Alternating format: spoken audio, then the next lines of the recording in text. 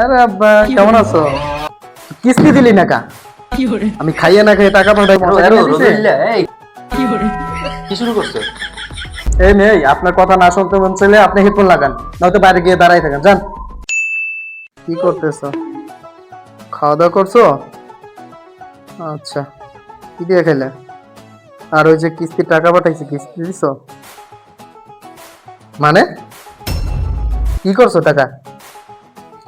কিস্তি দিলি না কা? আমি খাইয়ে না খাইয়ে টাকা পাঠাই ওলাইবে আমার। আরে আব্বা কেমন আছো? আজকে স্কুলে গেছিলা বাবা? তোমার মায়ের টাকা পাঠাইছি, তোমাকে মশা কিনে দিছে? কি শুরু করছো? বাবু সোনা লোহা করা দস্তা এখন কি শুরু করছো তুই? ঘুমাবো না? সারাদিন কাজ করে কি ঘুমাবো না? এই মেয়ে আপনার কথা না শুনতে মন চাইলে আপনি হেডফোন লাগান, নয়তো বাইরে গিয়ে দাঁড়াই থাকেন। যান। হ্যাঁ আব্বা বলো। আচ্ছা বাইরে চলে যাবো আমি না? আচ্ছা ঠিক আছে, তুই এই রুমেই থাক, আমি যাই।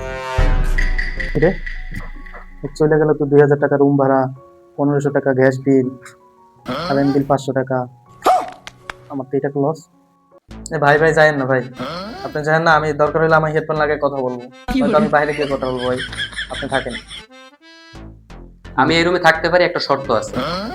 আপনার কি শর্ত ভাই? আমি আপনার সব শর্তে রাজি থাকবো ভাই, বলেন আপনি। A few moments later. থাক, এখন বাইরে থাক, বাইরে বই ফোনে কথা কর, আমার রুমে আমি একলা থাকি। যা। दिमाग खराब हो जाएगा मैं माँ